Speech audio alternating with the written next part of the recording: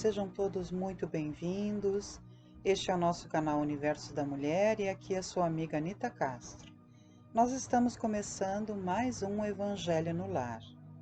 Lembro a todos de que tenhamos aqui junto de nós uma garrafa de água ou uma jarra de água para ser fluidificada ao longo do nosso trabalho e os convido então a acompanharem agora comigo a nossa leitura de harmonização para o início do nosso trabalho dessa noite.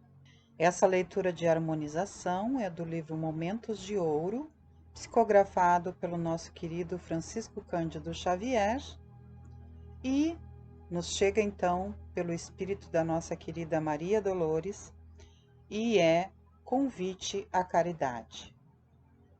A mensagem diz o seguinte: Coração, sigamos juntos. Não te agrilhoes a problemas. Esquece as mágoas, não temas. Vara a sombra em derredor. Sai de ti mesmo e busquemos a luminosa oficina em que a bondade divina levanta um mundo melhor. Onde alguém chore ou se fira, nas provas em que se apura, onde os filhos da amargura estejam sofrendo a sós, tanto quanto nos recintos de conforto nobre e raro, se alguém precisa de amparo, aí serviremos nós. Não vaciles, vem conosco. Mesmo se a dor te avassala, alegria, vem buscá-la no campo do eterno bem. Quem trabalha por amor, quanto mais se sacrifica, encontra a vida mais rica, tanto mais serve, mais tem. Se receias lutas novas, ante os novos horizontes, caminha, não te amedrontes. A estrada é de paz e de luz. Na execução das tarefas que o céu nos traça e confia, nos passos de cada dia, o companheiro é Jesus. Que lindo, não é mesmo, meus queridos? Maria Dolores sempre traz esses versos, essas poesias tão lindas que nos levam a meditar no amor, na glória divina, não é mesmo? E aqui ela nos convida a enfrentarmos as dificuldades, olhando então para aquele auxílio que nós podemos prestar aos nossos irmãos que estejam em necessidade, sempre recordando que o nosso companheiro querido é Jesus. Coisa linda, não é mesmo? Página de harmonização maravilhosa para o nosso início de trabalho nessa noite. Vamos então agora à nossa prece inicial. Deus, Pai de infinito amor, misericórdia e bondade, Jesus, querido Mestre e amigo, Maria Santíssima, Mãe de Cristo e Mãe de todos nós na humanidade. Amados benfeitores, mentores queridos, amigos espirituais que vos interessam e vos preocupam com as nossas situações sobre a terra, pedimos a vossa presença amada e pedimos nessa noite que o nosso lar seja abençoado, cada familiar, cada querido amigo, cada ser que aqui vive conosco. Pedimos também nessa noite, reforçando o nosso desejo sincero de que haja a paz por todo o mundo, que cada país, que cada irmão em humanidade compreenda que somente o amor constrói, especialmente os líderes das nações, para que estejam se unindo e não fazendo guerra, para que estejam amando aos seus povos, fazendo o melhor por todos, em unidade e não em desagregações através de lutas e de guerras insanas.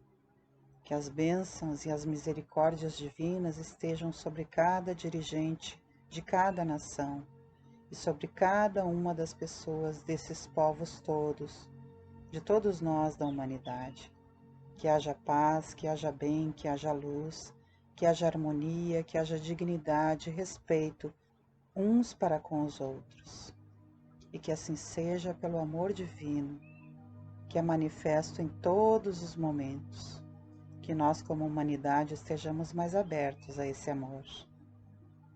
Pedimos também nessa noite por todos os nossos irmãos que estejam em desamparo nas ruas, por todos os nossos irmãos que estejam nos presídios, nos manicômios, que estejam à beira da loucura, que estejam tristemente presos por causa dos seus delitos, que todos esses queridos irmãos possam receber a paz nos seus corações, o conforto necessário para enfrentar esses momentos.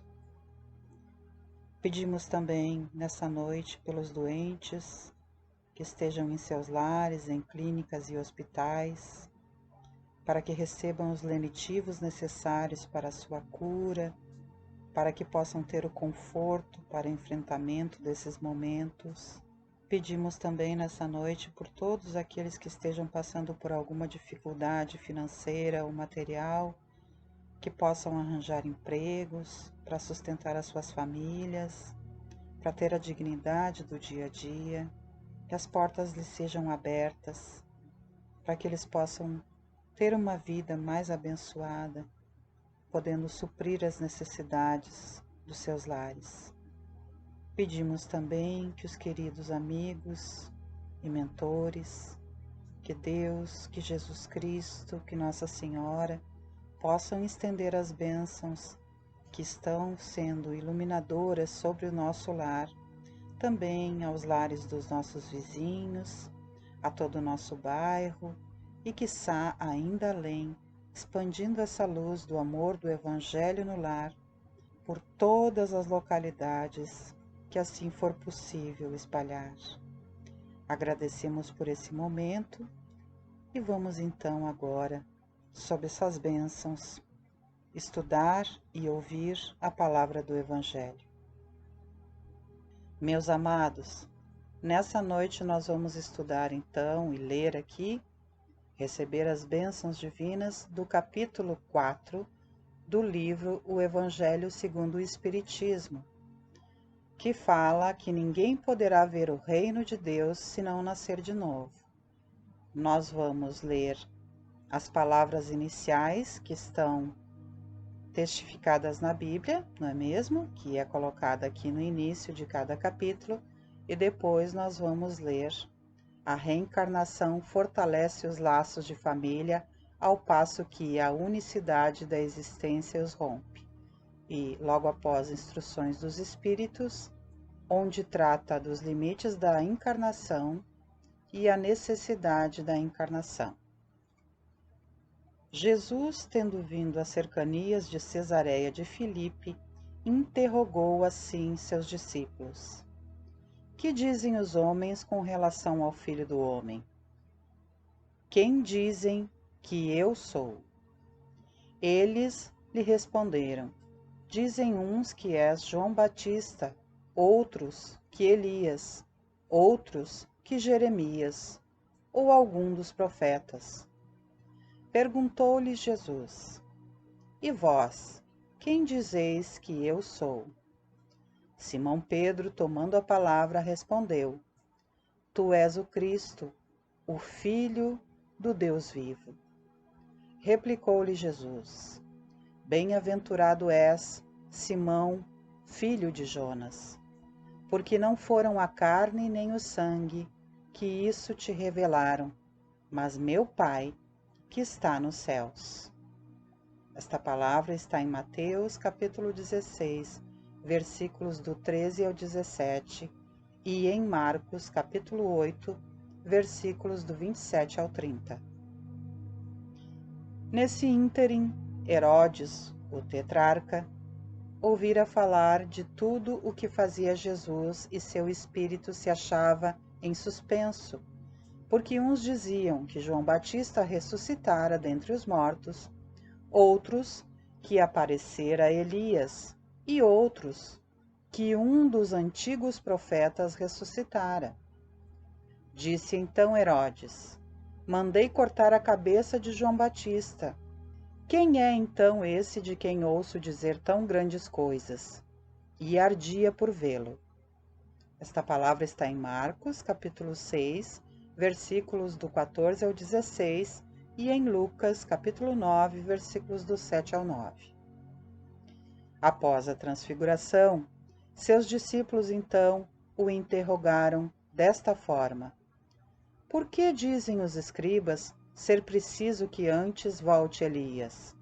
Jesus lhes respondeu: É verdade que Elias há de vir e restabelecer todas as coisas, mas eu vos declaro que Elias já veio, e eles não o conheceram e o trataram como lhes aprouve.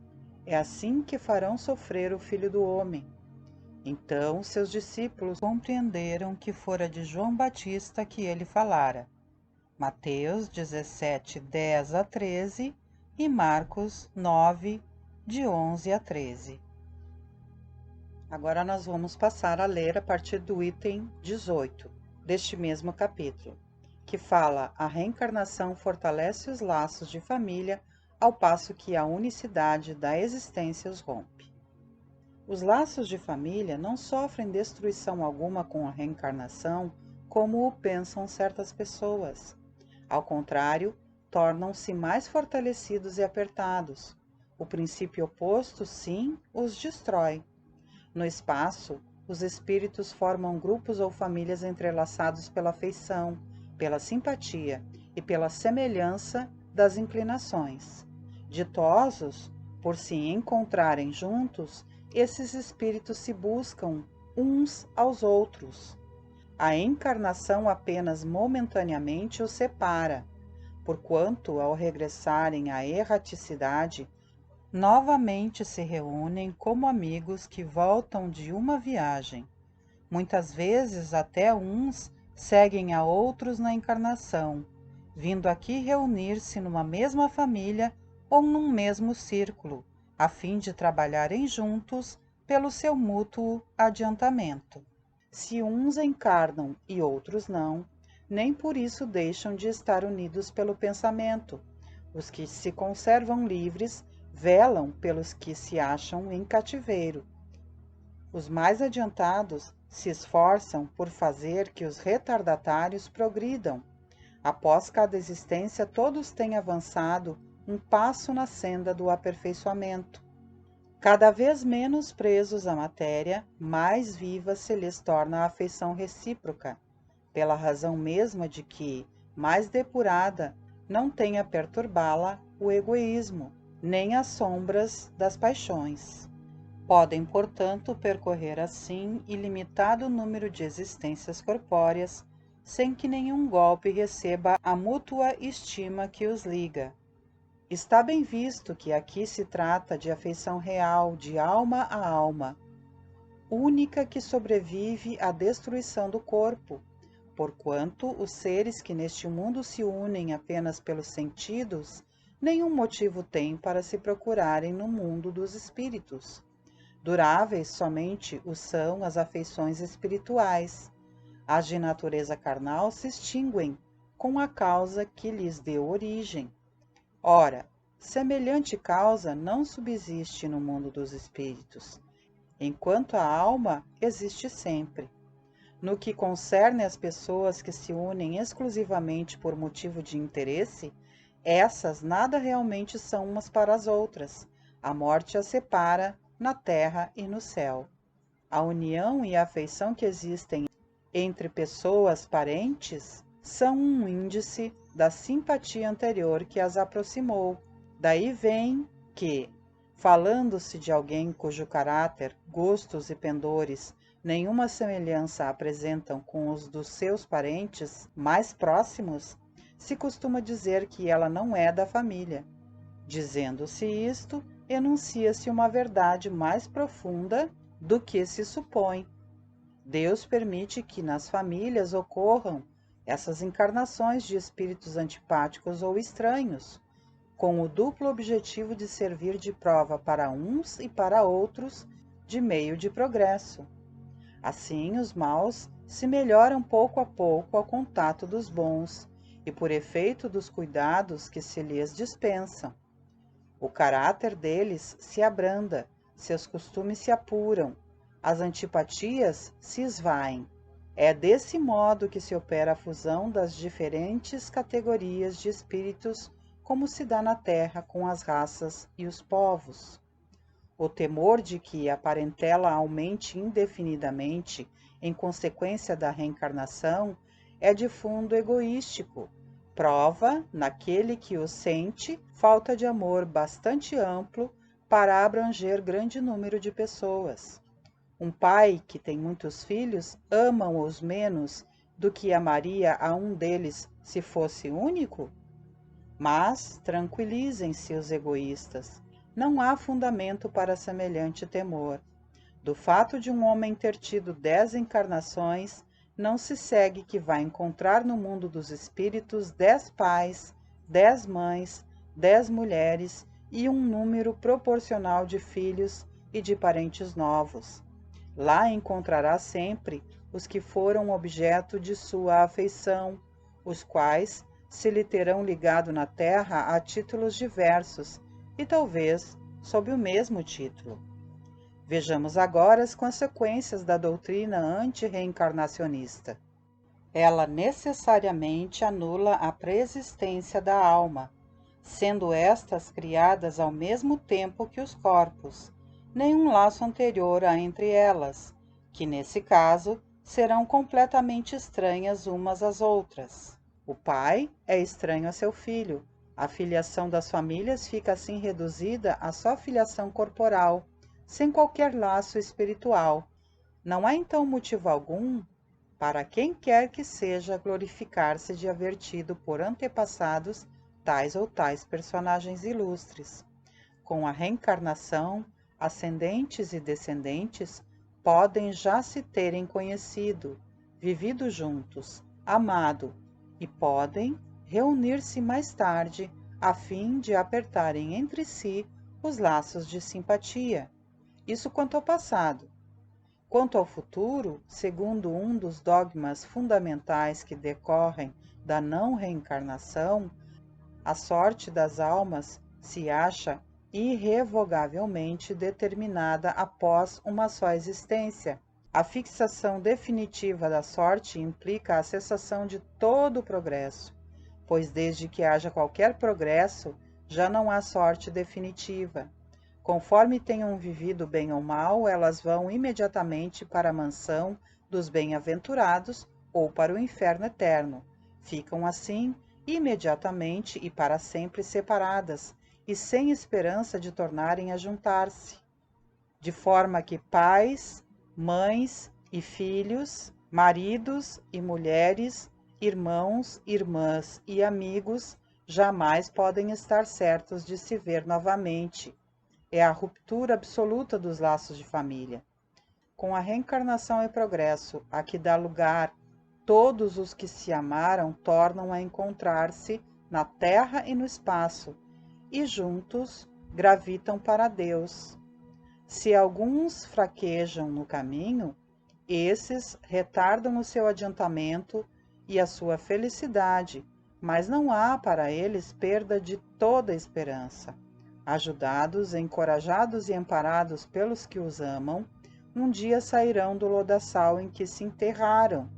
Com a reencarnação, finalmente, há perpétua solidariedade entre os encarnados e os desencarnados, e daí estreitamento dos laços de afeição. Em resumo, 4 alternativas se apresentam ao homem para o seu futuro de além-túmulo. Primeiro, o nada, de acordo com a doutrina materialista. Segunda, a absorção no todo universal, de acordo com a doutrina panteísta. Terceira, a individualidade com fixação definitiva da sorte, segundo a doutrina da Igreja. Quarta, a individualidade com progressão indefinida, conforme a doutrina espírita. Segundo as duas primeiras, os laços de família se rompem por ocasião da morte, e nenhuma esperança resta às almas de se encontrarem futuramente. Com a terceira, Há para elas a possibilidade de se tornarem a ver, desde que sigam para a mesma região, que tanto pode ser o inferno como o paraíso. Com a pluralidade das existências inseparável da progressão gradativa, há a certeza na continuidade das relações entre os que se amaram, e é isso o que constitui a verdadeira família. Instruções dos Espíritos. Limites da encarnação. Quais são os limites da encarnação? A bem dizer, a encarnação carece de limites precisamente traçados se tivermos em vista apenas o envoltório que constitui o corpo do espírito, dado que a materialidade desse envoltório diminui à proporção que o espírito se purifica. Em certos mundos mais adiantados do que a Terra, já ele é menos compacto, menos pesado e menos grosseiro, e por conseguinte menos sujeito a vicissitudes. Em grau mais elevado é diáfano e quase fluídico, vai desmaterializando-se de grau em grau e acaba por se confundir com o perispírito, conforme o mundo em que é levado a viver, o espírito reveste o invólucro apropriado à natureza desse mundo. O próprio perispírito passa por transformações sucessivas, torna-se cada vez mais etéreo até a depuração completa, que é a condição dos puros espíritos. Se mundos especiais são destinados a espíritos de grande adiantamento, estes últimos não lhes ficam presos como nos mundos inferiores. O estado de desprendimento em que se encontram lhes permite ir a toda parte onde os chamem as missões que lhes estejam confiadas. Se se considerar do ponto de vista material a encarnação tal como se verifica na Terra, poder-se-á dizer que ela se limita aos mundos inferiores. Depende, portanto, de o espírito libertar-se dela mais ou menos rapidamente, trabalhando pela sua purificação. Deve também considerar-se que no estado de desencarnado, isto é, no intervalo das existências corporais, a situação do espírito guarda relação com a natureza do mundo a que o liga o grau do seu adiantamento. Assim, na erraticidade, é ele mais ou menos ditoso, livre e esclarecido, conforme está mais ou menos desmaterializado. São Luís, Paris, 1859. Necessidade da encarnação. É um castigo a encarnação e somente os espíritos culpados estão sujeitos a sofrê-la?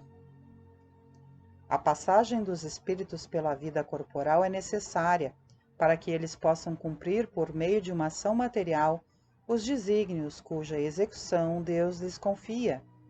É-lhes necessária a bem deles, visto que a atividade que são obrigados a exercer lhes auxilia o desenvolvimento da inteligência. Sendo soberanamente justo, Deus tem de distribuir tudo igualmente por todos os seus filhos.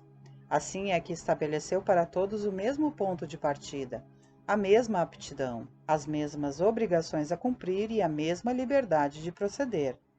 Qualquer privilégio seria uma preferência, e toda preferência uma injustiça, mas a encarnação para todos os espíritos é apenas um estado transitório.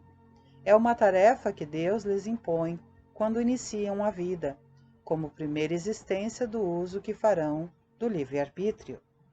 Os que desempenham com zelo essa tarefa transpõem rapidamente e menos penosamente os primeiros graus da iniciação e mais cedo gozam do fruto de seus labores. Os que, ao contrário, usam mal da liberdade que Deus lhes concede, retardam a sua marcha, e tal seja a obstinação que demonstrem, podem prolongar indefinidamente a necessidade da reencarnação, e é quando se torna um castigo. São Luís, Paris, 1859. Nota: uma comparação vulgar fará se compreenda melhor essa diferença. O escolar não chega aos estudos superiores da ciência senão depois de haver percorrido a série das classes que até lá o conduzirão. Essas classes, qualquer que seja o trabalho que exijam, são um meio do estudante alcançar o fim, e não um castigo que se lhe inflige. Se ele é esforçado, abrevia o caminho no qual então menos espinhos encontra.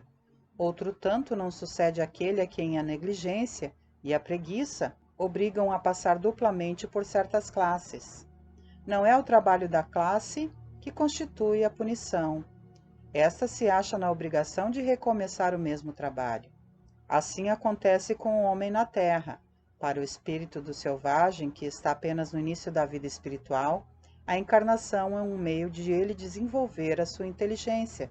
Contudo, para o homem esclarecido, em quem o senso moral se acha largamente desenvolvido e que é obrigado a percorrer de novo as etapas de uma vida corpórea cheia de angústias, quando já poderia ter chegado ao fim, é um castigo, pela necessidade em que se vê de prolongar sua permanência em mundos inferiores e desgraçados. Aquele que, ao contrário, trabalha ativamente pelo seu progresso moral, além de abreviar o tempo da encarnação material, pode também transpor, de uma só vez, os degraus intermédios que os separam dos mundos superiores. Não poderiam os espíritos encarnar uma única vez em determinado globo e preencher, em esferas diferentes, suas diferentes existências? Semelhante modo de ver só seria admissível se na Terra todos os homens estivessem exatamente no mesmo nível intelectual e moral. As diferenças que há entre eles, desde o selvagem ao homem civilizado, mostram quais os degraus que tem de subir. A encarnação, aliás, precisa ter um fim útil. Ora, qual seria o das encarnações efêmeras das crianças que morrem em tenra idade? Teriam sofrido sem proveito para si nem para outrem. Deus, cujas leis todas são soberanamente sábias, nada faz de inútil. Pela reencarnação no mesmo globo, quis ele que os mesmos espíritos, pondo-se novamente em contato, tivessem ensejo de reparar seus danos recíprocos. Por meio das suas relações anteriores, quis, além disso, estabelecer sobre base espiritual os laços de família e apoiar, numa lei natural, os princípios da solidariedade, da fraternidade e da igualdade. Passagem interessante essa que nós vimos aqui, não é mesmo, meus queridos? Nos falando sobre a importância da reencarnação em família e nos dizendo também que às vezes essas reencarnações podem acontecer quando o espírito vai encarnar em uma família que não é a sua. Então, esses fatos aconteceriam para que dívidas passadas possam ser ressarcidas, não é mesmo? Ou como provações, tanto para aqueles que são familiares, como para aqueles que não são familiares. Então, é sempre uma oportunidade de elevação do nosso espírito. E também, aqui nessas passagens que nós lemos, nos fala que, mesmo na erraticidade, aqueles espíritos que não encarnaram na mesma família, eles nos protegem, eles nos guardam, eles nos auxiliam para que a gente possa crescer aqui na Terra, não é mesmo? Então, os laços de família, aqueles laços reais dos espíritos afins, eles permanecem. Muitas vezes nós não nascemos na mesma família, mas nós nos encontramos entre amigos, entre pessoas queridas que comungam das mesmas ideias, dos mesmos pensamentos, dos mesmos sentimentos que nós, não é mesmo? Então, a reencarnação é sempre uma bênção, mesmo que seja naqueles momentos que nós estamos passando pelas provações, porque elas fazem parte para que nós possamos ter a oportunidade de refazimento. Então, a reencarnação é uma bênção. E aí nos fala das pessoas que infelizmente não acreditam na reencarnação e que esse destino então seria muito triste se não houvesse. Isso não seria justiça divina, não é mesmo?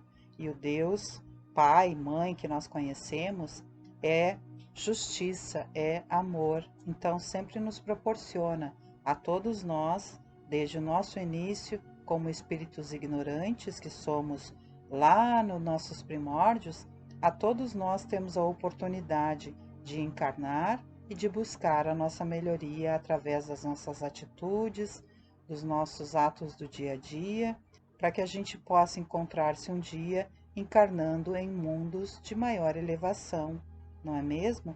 Onde nós vamos evoluindo e depurando cada vez mais o nosso espírito. Muito abençoado esse capítulo que nós vimos aqui nesses itens, porque hoje nós não vimos o capítulo completo, mas esses itens foram muito esclarecedores. Vamos então à nossa prece final, para que nós possamos agradecer por todas as bênçãos que nós recebemos aqui.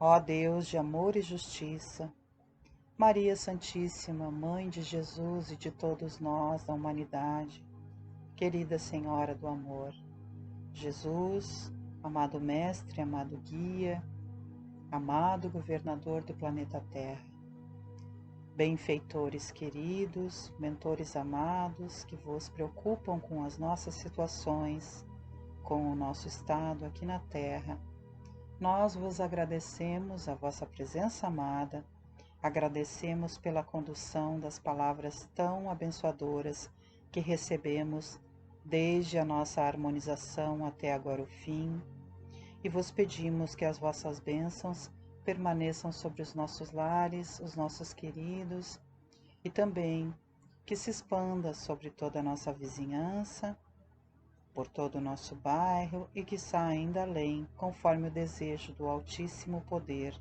da glória divina de Deus. Nós agradecemos por esses momentos de bênção e vos pedimos que a graça divina se expanda no nosso conhecimento, no nosso entendimento, para que nós possamos sorver as bênçãos do que aprendemos hoje aqui. Sendo assim, agradecemos o vosso amor. Agora aqui, meu querido, minha querida, faça as suas orações pessoais.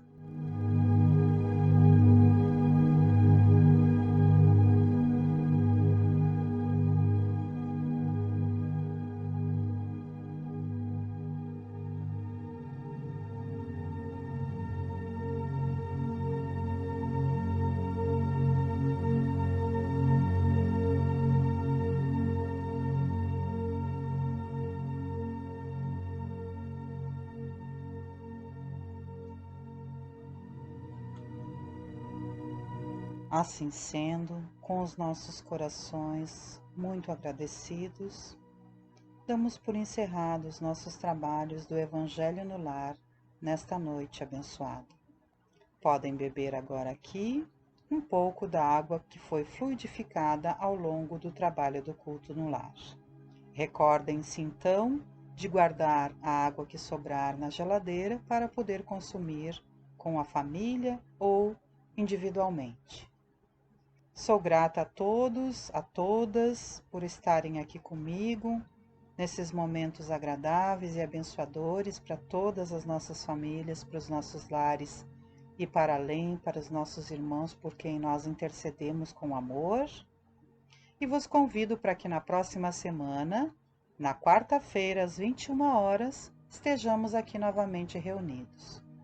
Um grande beijo no coração de todos, uma boa noite, uma excelente semana e até um próximo momento. Jesus nos abençoe a todos e a espiritualidade maior esteja conosco.